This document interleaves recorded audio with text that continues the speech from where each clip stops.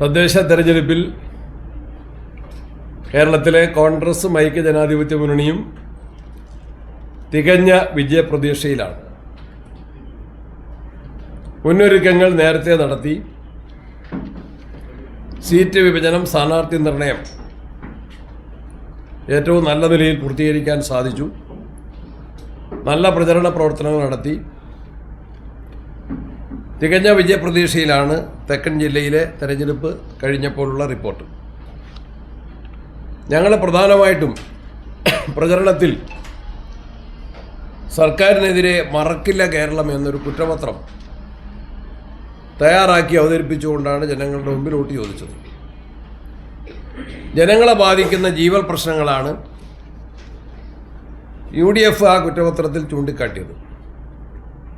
അതിൽ കഴിഞ്ഞ നിയമസഭാ ഉപതെരഞ്ഞെടുപ്പുകളിലും പാർലമെൻറ്റ് ഇലക്ഷനിലും തദ്ദേശ സ്ഥാപനങ്ങളിലേക്ക് വിവിധ ഘട്ടങ്ങളിലായിട്ട് നടന്ന തെരഞ്ഞെടുപ്പുകളിലും നിയമസഭയ്ക്കകത്തും പുറത്തും UDF ഉന്നയിച്ചിട്ടുള്ള വിഷയങ്ങൾ, സമരങ്ങളിൽ ഉന്നയിച്ചിട്ടുള്ള ആവശ്യങ്ങൾ, ഇതെല്ലാം നിരസിക്കപ്പെട്ട പശ്ചാത്തലത്തിലാണ് ജനകീയമായിട്ടുള്ള അത്തരം വിഷയങ്ങൾ സർക്കാരിനെതിരായിട്ട് തെരഞ്ഞെടുപ്പിലെ പ്രചരണ വിഷയമാക്കി തന്നെ മാറ്റിയത്.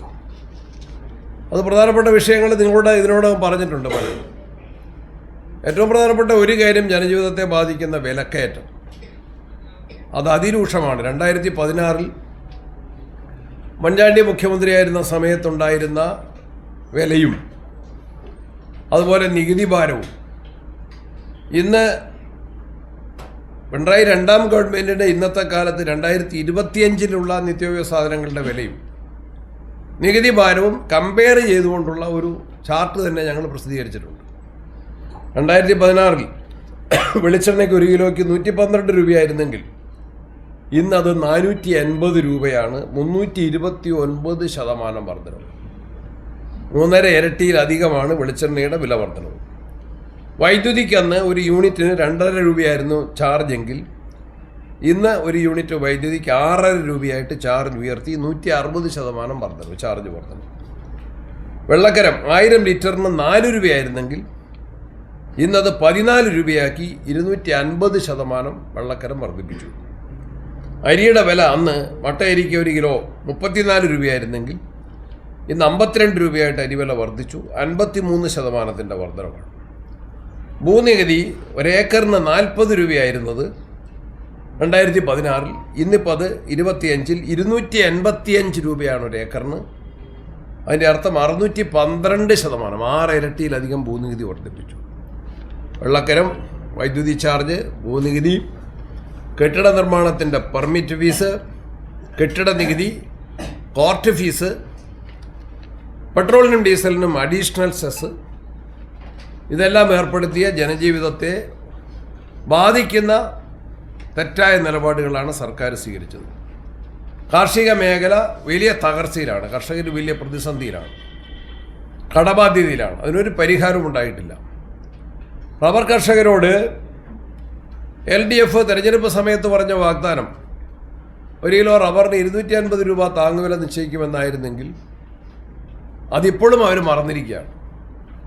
മുഖ്യമന്ത്രിയുടെ നവകേരള സദസ്സിൽ കോട്ടയത്തെ അന്നത്തെ MP തോമസ് ചാഴികാടൻ പാലായിലെ പരിപാടിയിൽ വെച്ച് ഇത് പറഞ്ഞെങ്കിൽ പോലും മുഖ്യമന്ത്രി പരിഗണിക്കാം, പരിഹരിക്കാം, പരിശോധിക്കാം എന്നുപോലും ഒരു മറുപടി പറഞ്ഞില്ല. ചാഴികാടനെ കളിയാക്കുന്ന നിലപാടാണ് സ്വീകരിച്ചത്. ഇപ്പോഴും റബ്ബർ കർഷകരെ അവഗണിക്കുകയാണ്. തീരദേശ മേഖല വലിയ വറുതിയിലാണ്. തീരദേശത്തെ മത്സ്യത്തൊഴിലാളികൾ വലിയ പ്രതിസന്ധിയിലാണ്. അതിന് യാതൊരു പരിഹാരവും ഉണ്ടായിട്ടില്ല. അത് കേരളത്തിൻ്റെ തീരദേശത്തൊട്ടാകെയുള്ള പൊതുവായിട്ടുള്ള വിഷയങ്ങളാണ്. അതുപോലെ തൊഴിലില്ലായ്മ കേരളത്തിൽ അതിരൂക്ഷമാണ്. ഒരു പരിഹാരവുമില്ല. ഏറ്റവും കൂടുതൽ ചെറുപ്പക്കാർ വിദേശ രാജ്യങ്ങളിലേക്ക് ചേക്കേറുന്നൊരു സാഹചര്യം കേരളത്തിൽ കൂടിക്കൂടി വരികയാണ്. പഠിക്കാനാണെങ്കിലും ജോലിക്കാണെങ്കിലും ഇവിടെ ചാൻസ് ഇല്ല. സർക്കാർ ജോലികൾ വളരെ പരിമിതം. ഉള്ള ജോലികൾ തന്നെ എംപ്ലോയ്മെൻറ്റ് എക്സ്ചേഞ്ച് വഴി പാർട്ടിക്കാർക്കായിട്ട് പരിമിതപ്പെടുത്തുന്നു. ആ പ്രയാസം തൊഴിലില്ലാത്ത ചെറുപ്പക്കാരെ അലട്ടുന്ന വിഷയം തന്നെയാണ്. ഈ പ്രശ്നങ്ങളെല്ലാം തെരഞ്ഞെടുപ്പിൽ പ്രധാനമായും ചർച്ച ചെയ്യപ്പെടുന്ന വിഷയങ്ങൾ തന്നെയാണ്. കേരളത്തിൽ അടുത്ത കാലത്ത് ഉയർന്നു വന്ന ശബരിമല മോഷണ കേസ് സർക്കാരിനെയും മാർക്സിസ്റ്റ് പാർട്ടിയും പ്രതിക്കൂട്ടിൽ നിർത്തിയിരിക്കുകയാണ്.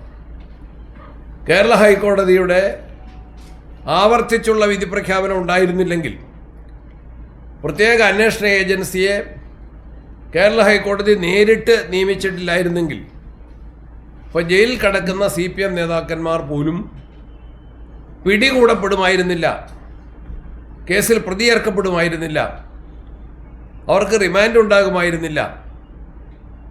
ഹൈക്കോടതി അവസാനം വീണ്ടും പറഞ്ഞിരിക്കുന്നു, കൂടുതൽ ഉന്നതർ ഇതിൽ ഉൾപ്പെട്ടിട്ടുണ്ട്. കേരള ഹൈക്കോടതിയുടെ തന്നെ കമൻ്റാണ്, കൂടുതൽ ഉന്നതർ ശബരിമല സ്വർണ്ണ കൊള്ള കേസിൽ ഉൾപ്പെട്ടിട്ടുണ്ട് എന്ന് കേരള ഹൈക്കോടതി തന്നെ പറയുകയാണ്. ഞങ്ങൾ ഗവൺമെൻറ്റിന് എതിരായിട്ട് ഉന്നയിക്കുന്ന ഒരു കാര്യം, എന്തുകൊണ്ട് പത്മകുമാറിൻ്റെ മൊഴിയുടെ അടിസ്ഥാനത്തിൽ മുൻ മന്ത്രിയിലേക്ക് എത്തും അന്വേഷണം, അദ്ദേഹത്തെ ചോദ്യം ചെയ്യും എന്ന് മാധ്യമങ്ങൾ തന്നെയാണ് പറഞ്ഞത്, പ്രതിപക്ഷമല്ല പറഞ്ഞത്. പത്മകുമാറിൻ്റെ സ്റ്റേറ്റ്മെൻറ്റിൻ്റെ അടിസ്ഥാനത്തിൽ മുൻ ദേവസ്വം മന്ത്രിയിലേക്ക് അന്വേഷണം എത്തും, അദ്ദേഹത്തെ ചോദ്യം ചെയ്യും എന്ന് പറഞ്ഞു. എന്ത് നിലപാട് സ്വീകരിച്ചു? എന്തെങ്കിലും നഷ്ടപ്പെട്ട സ്വർണം വീണ്ടെടുക്കാൻ, കിലോ കണക്കിന് സ്വർണം നഷ്ടപ്പെട്ടിട്ട് അത് വീണ്ടെടുക്കാൻ അന്വേഷണ ഏജൻസിക്ക് എന്തുകൊണ്ട് സാധിക്കുന്നില്ല? സാധാരണ ഒരു മോഷണ കേസിലെ പ്രതി അറസ്റ്റ് ചെയ്താൽ പോലീസ് ചോദിക്കുന്ന രീതിയുണ്ടല്ലോ, എങ്ങനെ എടുത്തു, എവിടെ ഒളിപ്പിച്ചു, അല്ലെങ്കിൽ ആർക്ക് വിറ്റു, എത്ര പണം വാങ്ങി. അത് രണ്ട് രൂപത്തിൽ, ഒന്ന് ശബരിമലയിൽ നഷ്ടപ്പെട്ട കോടികളുടെ നാണയത്തിൻ്റെ മൂല്യമുള്ളതും അതിനേക്കാൾ വിശ്വാസത്തിൻ്റെ മൂല്യമുള്ളതുമായ നഷ്ടപ്പെട്ട ദ്വാരപാലക ശില്പങ്ങളാണെങ്കിലും വാതിൽപ്പടിയാണെങ്കിലും കട്ടിളയാണെങ്കിലും അത് കണ്ടെത്തണം, അത് ശബരിമലയ്ക്ക് തിരികെ കിട്ടണം. One thing.